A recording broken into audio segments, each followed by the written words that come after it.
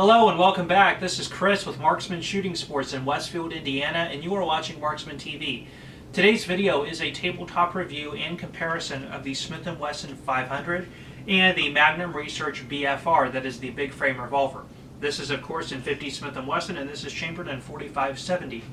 We're going to be doing a point-by-point and spec-by-spec comparison of each. This is in the format of a tabletop. We will not be doing any shooting in this video. There's plenty of other videos online showing them being fired. This is specifically for the person who knows they want one or the other, but just wants a detailed spec analysis of both. So that's what this video is going to cover. I am going to go ahead and bring in the camera, and we'll do this overhead tabletop review now. If that sounds interesting to you, please stick around. That's coming up now.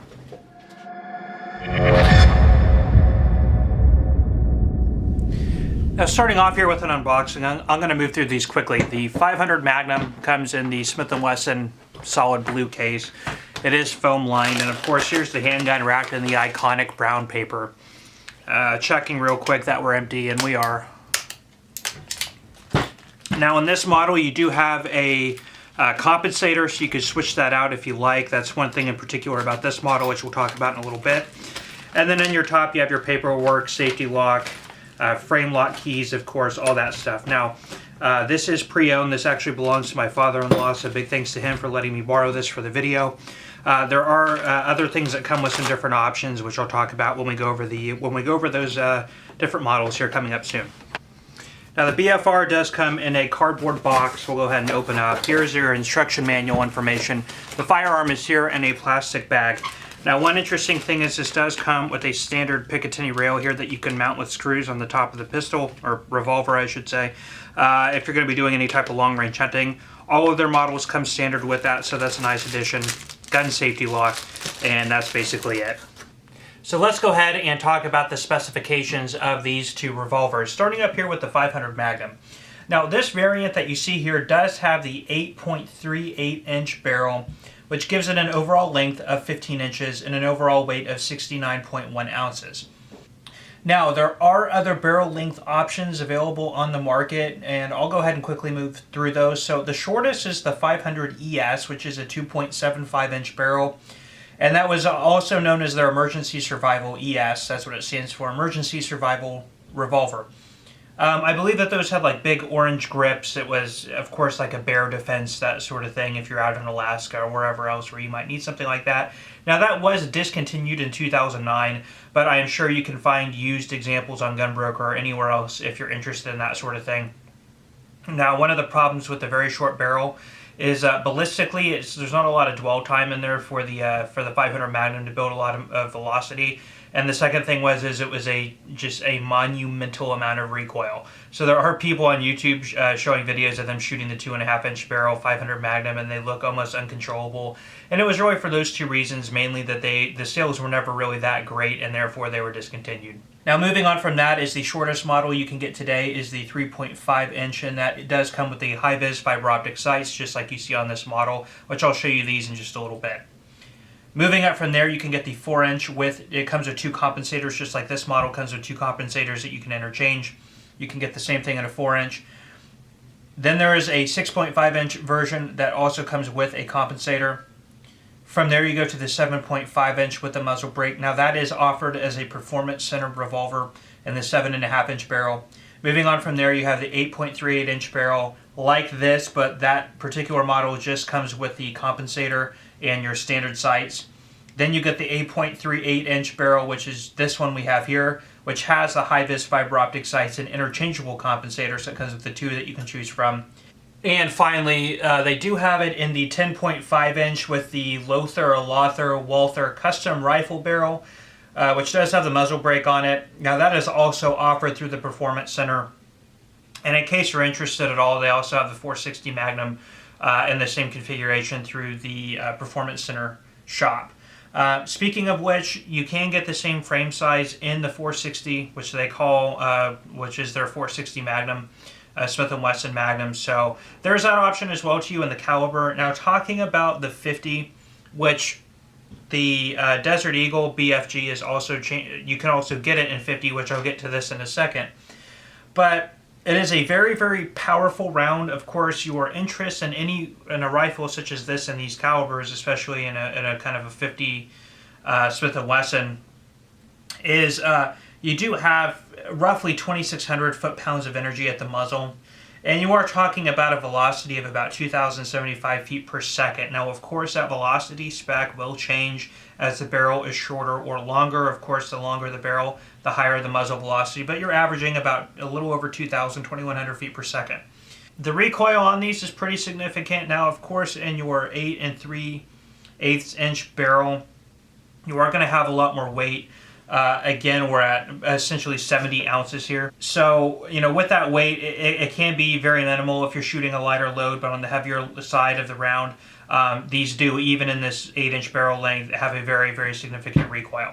Now, these are basically, there's two families in this revolver size. There's the long cylinder, which you can get in 30-30, 45-70, which is this one, 460 Smith & Wesson or 460 Smith & Wesson, which of course we can get in the 460 in this version as well. The 50 Smith & Wesson, which of course this is chambered in. And then you can get the 45 Long Colt 410, and that particular variation has a really cool intricate rib up here at the top. So I'll throw in a picture of that for you. Now in the long cylinder revolver, you can get it in the 7.5 inch barrel, which we have here, and you can also get it in the 10 inch barrel. Now the weight is going to vary due to the barrel length from the 4.3 pounds to 5.3 pounds. This particular one in the long cylinder with the 7.5 inch barrel is 4.7 pounds exactly. Now, as I mentioned, you can also get the short cylinder revolver, which in that short cylinder you can get the 454 Casull and 44 Magnum. In the short cylinder you can get the 7.5 inch like this, the 6.5 inch, and the 5 inch barrels. Now the 4570 ballistically has a little bit less muzzle energy. That averages at around 2,000 foot-pounds of energy at the muzzle out of a roughly 12 to 14 inch barrel. Now, of course, in the 10 inch barrel that's going to be reduced, and it's going to be even further reduced out of a 7.5 inch barrel. So pound for pound, the 500 Magnum is going to deliver more energy. Furthermore, the 4570 does have a very steep arc, so if you are shooting at longer ranges, if you're using that scope or anything like that, you will need to account for a much quicker drop of the round. Ballistics is really not my forte. That's just based on a rudimentary kind of understanding of the two calibers, so take that for what you will. So now let's move through a point-by-point comparison of these two revolvers. I'm going to go ahead and start back here on the grips. So here's the grip on the 500 Magnum. It does have a very large and robust contour. Keep in mind this is an X frame, so it's a very large frame revolver which extends all the way down to the grip. This grip is made by Hogue and branded with the Smith & Wesson emblems on both sides. So you do have this really nice pebbled grip texture, which does a really good job at getting you that nice tacky grip on the firearm, especially if you are wearing gloves that have a similar texture on kind of the palm surfaces, which I have seen a lot of people use gloves when shooting these revolvers. Having shot these before personally, it is a good grip, really good contours and ergonomics, and you can always switch it over if you want to. Now, on the BFR, we also have this, and I believe that this is made by Hogue. It feels the exact same way. Again, a rubber grip. It is, you do have the Magnum Research emblems here on both sides of the revolver. You have that same sort of pebbled texture, so the grip actually does feel very similar. Now, you don't have those finger groove contours. This is more in the cowboy single action style with a square butt bottom here.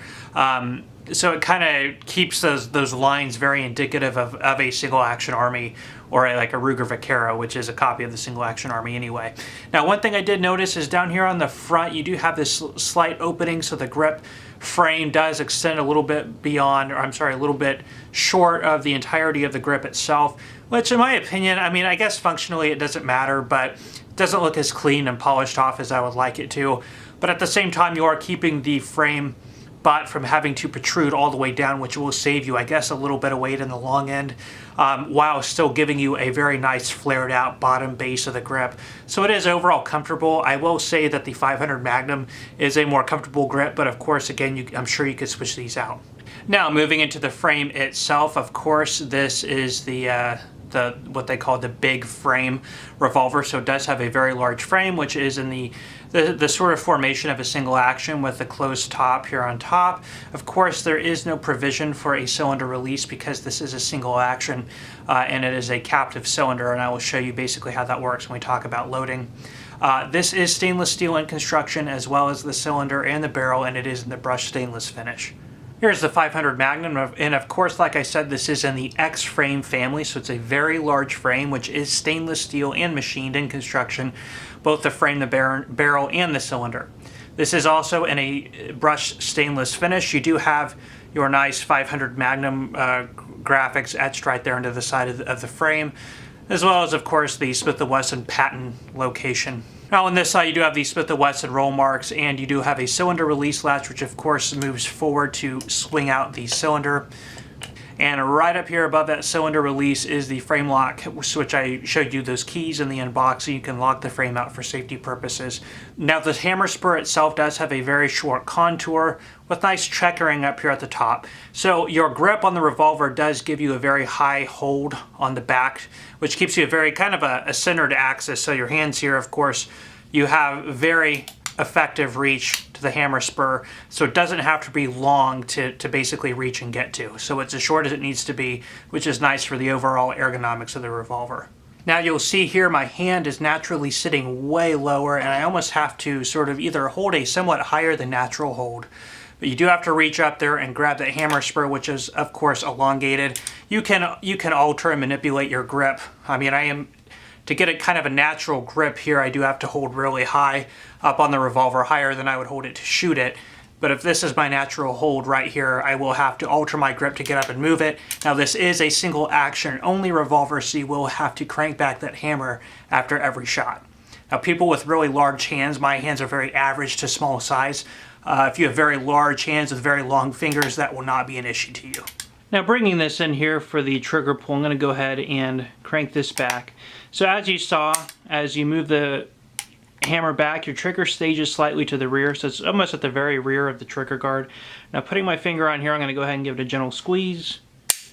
And almost immediately after I start pulling, there is a very crisp and break. See how I have to manipulate my grip here. I'm going to go ahead and show you that again. Starting to pull now, right into a clean break. Very, very nice. I mean, very, very light trigger, which you would expect on a single action only. And we are looking at about 4.5 pounds. Now, the 500 Magnum trigger is quite a bit larger, so it's going to be easier to manipulate with gloves, especially in double action, which this is a double and single action. So I'm going to go ahead and show you the pull here in double action. So go ahead and start giving it a pull. Now you can stage, just like any other Smith revolver, it is relatively easy to stage the trigger, which is staging about right there. And you even hear an audible click, kind of right when it moves into that staging point. And then from there I can go ahead and pull through. And from that point, you know, we're basically looking at about 10 to 12 pounds. It is relatively smooth, most Smith & Wessons are, but we are cranking that really large, heavy cylinder and bringing that hammer back with enough authority to come back and hit the primer. So, yeah, it is, yeah, I'd probably say actually about 12 to 13 or 14 pounds. Now, of course, being a double or single action revolver, I can go ahead and bring that hammer back, and you'll see that the trigger is staged all the way to the rear, and I'll go ahead and give that a pull. And we're getting a very nice clean break. All right, the front end is kind of tilting the gun down on me here. Right there. And I'll even argue on single action that's a little bit smoother. It actually is quite a bit lighter, and we're looking at about 3 to 4 pounds. Now let's talk about the rear sights. We're here on the Smith & Wesson 500 Magnum. You have this really nice black rear sight, which does contour the stainless finish very well. So you do have a windage and elevation adjustment here in the rear. Your windage is manipulated by this screw here. So if you have a little tiny screwdriver, you can twist that to move your sight base left or right. And then right here, there is a little screw on the top. Of course, you will manipulate that to change your elevation. Right up here on the top, we have something similar. We have a rear, it's all black in construction, and it is windage and elevation adjustable. Your Windage is adjusted right here with this screw. Elevation is adjusted here with this screw. So if you actually look through the back, I will say that these sights are really, really nice. They are indicative of a nice target sight. So you have that really flat black rear sight, which helps your eye pick up that front sight a lot easier, kind of blocking out any other peripherals that you want to get out of your way when you're making a precision shot. And of course in the 500 Magnum you just have a standard rear notch and a front post. Now that front post is a fiber optic, which is an option on this particular barrel length of model. You can of course get that with just the standard front post that does not have the high vis fiber.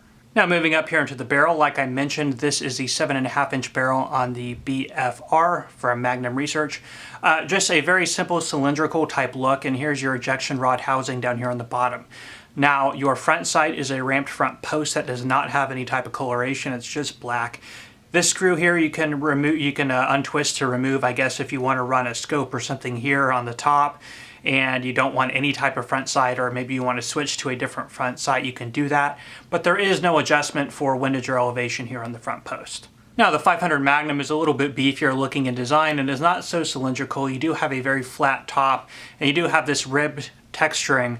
That's to disperse any type of glare from sunlight or anything that can get within your sight plane. And of course up here at the front is the high-vis fiber optic sight I was talking about, and it does have a steel base. Now the sight is removable if you do want to switch it out to something else. Up here at the front also is your compensator, which is also removable, and you can switch it out with the other compensator that this model comes with in the box. To finish it off, I'm going to talk about the loading and unloading process because it is quite different in both. Now here's what you have of a standard swing out cylinder double single action revolver. So on this side of the revolver there is a cylinder release, which I talked about. We'll go ahead and push and roll out the cylinder. Now your capacity here is 5 rounds of 50 Smith & Wesson Magnum, which of course you can go ahead and load in, close your cylinder, fire all 5 of your rounds in double or single action. And when you're empty, you go ahead and just push the cylinder release again, roll the cylinder out.